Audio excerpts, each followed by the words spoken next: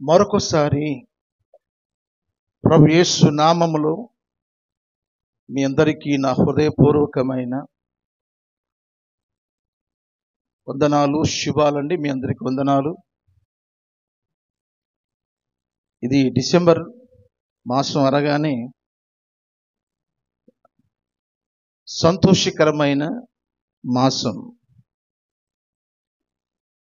మన జీవితాన్ని రక్షణ పదంలోకి నడిపించిన మాసం, పాపపు లోకాన్ని పరిశుద్ధులుగా మార్చిన మాసం ఈరోజు.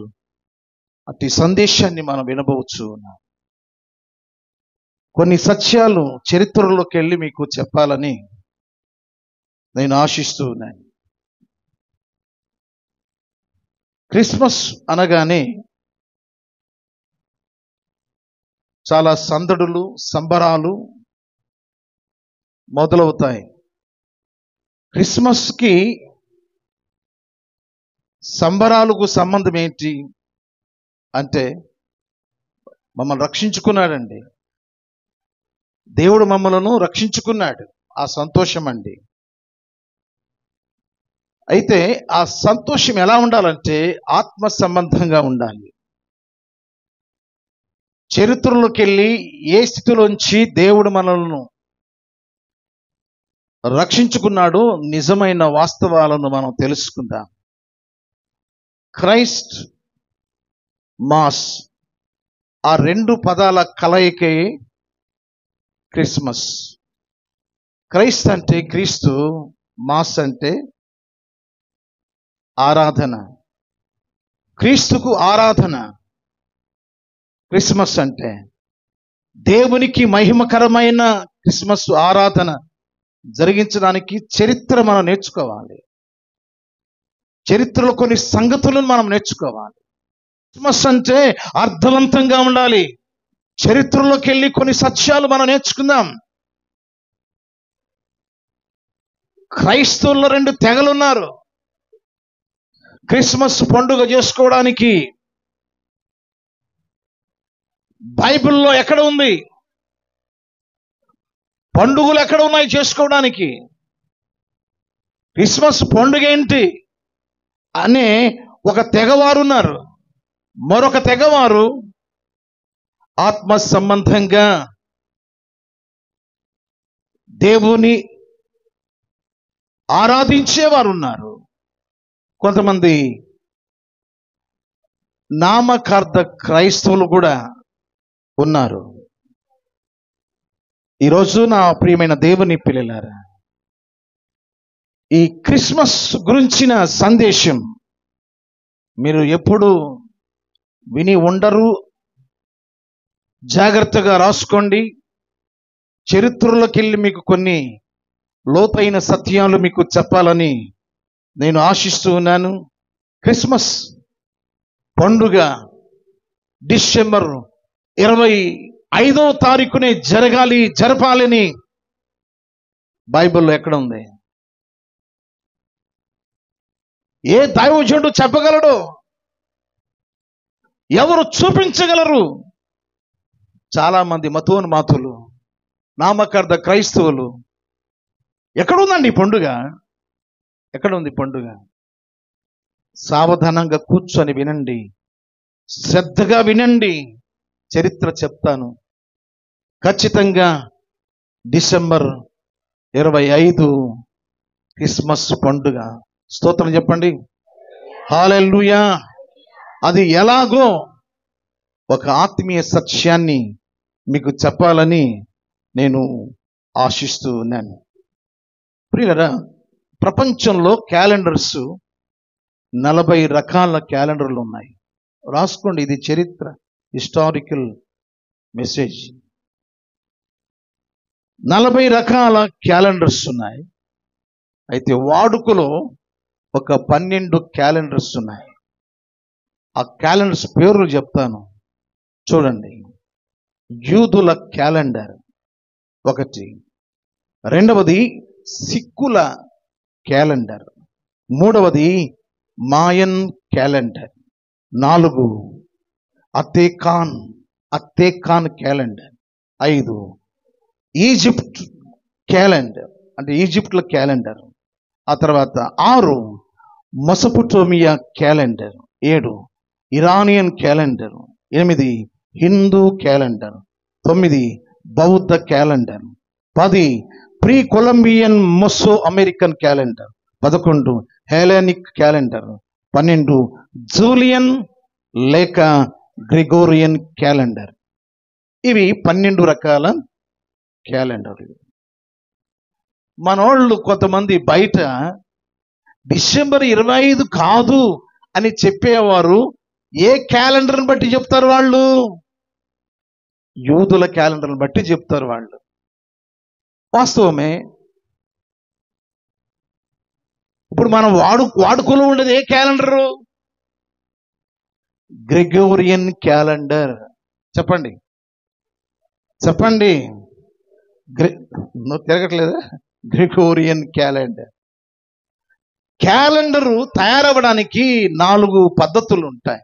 1 లూని సోలార్ని బట్టి, 2 సోలార్ని బట్టి, 3 లూనర్ని బట్టి, 4 సీజనల్ కాలాన్ని అనుకూలంగా ఈ క్యాలెండర్ను తయారు చేస్తారు. ఈ క్యాలెండర్కి డిసెంబర్ 25కి ఎలా మనం చెప్పగలుగుతాము అనేది చాలా మందికి అర్థం కాదు. మన భారతదేశానికి ఉన్న క్యాలెండర్ ఏంటంటే హిందూ క్యాలెండర్. హిందూ క్యాలెండర్ ఎప్పుడు స్టార్ట్ అవుద్ది? ఉగాది రోజున స్టార్ట్ అవుద్ది. తెలుగు సంవత్సరాది ఉగాది రోజున స్టార్ట్ అవుతుంది. హీబ్రూ క్యాలెండర్ ఎప్పుడు స్టార్ట్ అవుద్ది? ఇప్పుడు చెప్పారు బ్రదర్, మార్చి. అది మార్చి ఉగాది. ఫిబ్రవరి 14వ తారీఖున స్టార్ట్ అవుతుంది. జ్యూస్ యొక్క మొదటి నెల ఎప్పుడు అంటే, ఎప్పుడు స్టార్ట్ అవుద్ది అంటే వాళ్ళది ఫిబ్రవరి 14న స్టార్ట్ అవుతుంది. మార్చి నెలలో తెలుగు సంవత్సరాది స్టార్ట్ అవుతుంది. గ్రెగోరియన్ ప్రపంచంలో వాడుకలో ఉన్న క్యాలెండర్ ఏంటంటే గ్రెగోరియన్. ఎవరు గ్రెగోరియన్? ఈయన గురించి మనం కొన్ని సత్యాలు మనం నేర్చుకోవలసి ఉంది ప్రియులారా. గ్రెగోరియన్ అనే ఆయన ఓ పోపు గారు. ఈ పోపు గారు కాలగమనంలో యేసు ప్రభు వారి యొక్క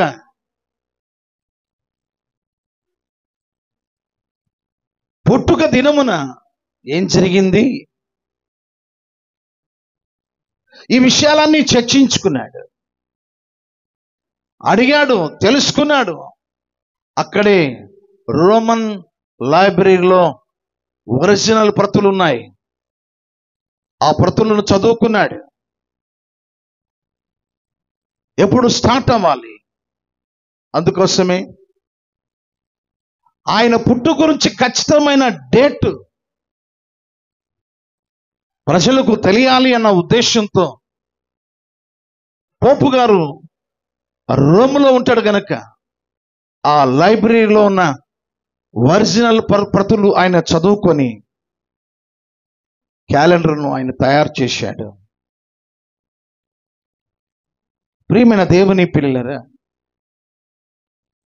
మీకు లూకా సువార్త 2వ అధ్యాయంలో ప్రజాసంఖ్య ప్రారంభించబడుతుంది.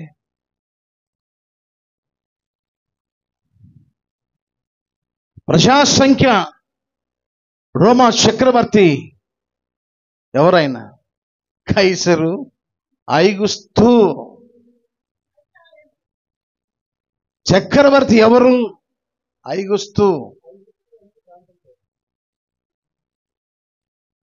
గవర్నర్ గారు ఎవరు? అక్కడ గవర్నర్ గారు ఉన్నారు. అక్కడ కురియన్ ఆయనకి చెప్పాడు, అయా ప్రజాసంఖ్యను రాయండి, లెక్కించండి. అక్కడి నుంచి స్టార్ట్ అయిందండి ప్రజాసంఖ్య. కాడి నుంచి క్యాలెండరు 1వ తారీఖున జనవరి 1 స్టార్ట్ అయిందండి. ప్రియమైన దేవుని పిల్లలరా, ఆ రోజున ఏం జరిగిందో తెలుసా? యేసుక్రీస్తు వారి నామకరణం పెట్టబడింది ఆ రోజు, ఆ 1వ తారీఖున. ఆ 1వ తారీఖున ఆయనకి సున్నతి చేయబడింది. చూశారా బైబిల్లో 8వ రోజు అని ఉంటుంది. 21వ వాక్యమా ఏమ్మా? లూకాసు వార్త 2వ అధ్యాయం ఏమ్మా 21. 8వ దినమందు అని ఉంటుంది. ఎప్పుడు 8వ దినమందు? ఆయన పుట్టిన తర్వాత 8వ రోజున నామకరణము జరిగింది, సున్నతి చేయబడింది. జనవరి 1వ తారీఖున ఆయనకి సున్నతి నామకరణం జరిగింది. అక్కడి నుంచి మనం వెనుకకు లెక్క వేస్తే ప్రజాసంఖ్య ప్రారంభమైన జనవరి 1వ తారీఖు నుండి వెనక్కి 8 రోజులు కిందికి వెళితే ఏ తారీఖు వస్తుంది?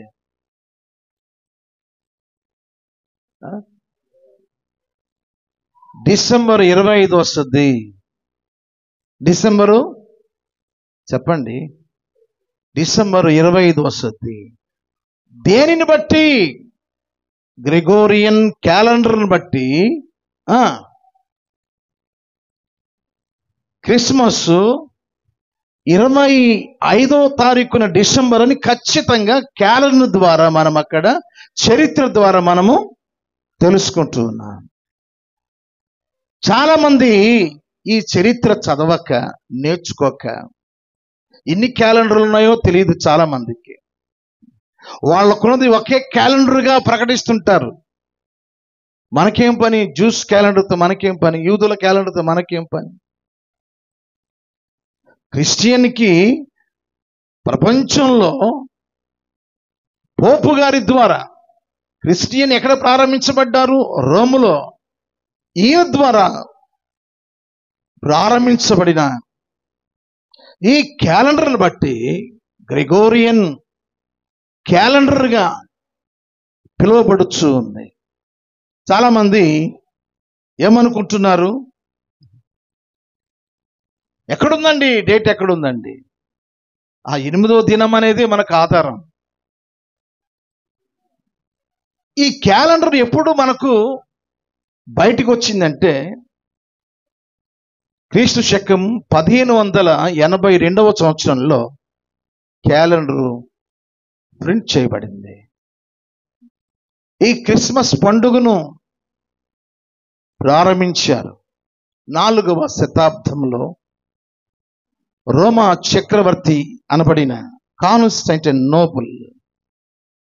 ఈయన స్టార్ట్ చేశాడు. ఈయన 336 సంవత్సరంలో మారుమనసు పొందాడు, క్రైస్తవుడిగా మారాడు. క్రీస్తు శకం 379వ సంవత్సరంలో ఈ క్రిస్మస్ పండుగను స్టార్ట్ చేశాడు. క్రీస్తు శకం 379వ సంవత్సరమున ఇక్కడ ఒక దైవజనుడు ఉన్నాడు, జాన్ క్రిసోస్టమ్. జాన్ క్రిసోస్టమ్ అనే దైవ సేవకుని ఆధిపత్యంలో ఈ క్రిస్మస్ పండుగ ప్రారంభించబడి ఆ తర్వాత అది ఎక్కడ స్టార్ట్ చేయబడింది అంటే రోమ్లో యాంటియోచ్ అనే స్థలంలో పండుగ చేశారు. అక్కడి నుంచి మెల్లమెల్లగా అలెగ్జాండ్రియాలోకి వెళ్ళింది. ఆ తర్వాత యెరూషలేములో ఇశ్రాయేల్ దేశంలో ఎప్పుడు స్టార్ట్ అయిందంటే 6వ శతాబ్దంలో స్టార్ట్ అయింది. ఇలా క్రమక్రమముగా మన వరకు వచ్చింది. ఈ విషయాలన్నీ జార్జియన్ ఇర్గారి అనే న్యూస్ సంస్థ వారు సేకరించి ప్రకటించారు. మంచిది ప్రియులారా. ఇవి అనేకమైన చరిత్రలో గుప్తమైన విషయాలు, ఇవి కావు అనడానికి అవకాశం ఉండదు. ఒక విషయం బయటకు వచ్చి అది ప్రింట్ అయ్యి బయటకు వచ్చిందంటే అది మామూలు విషయం కాదు. అది అధికారపూర్వకంగా అవి బయటకు వస్తాయి.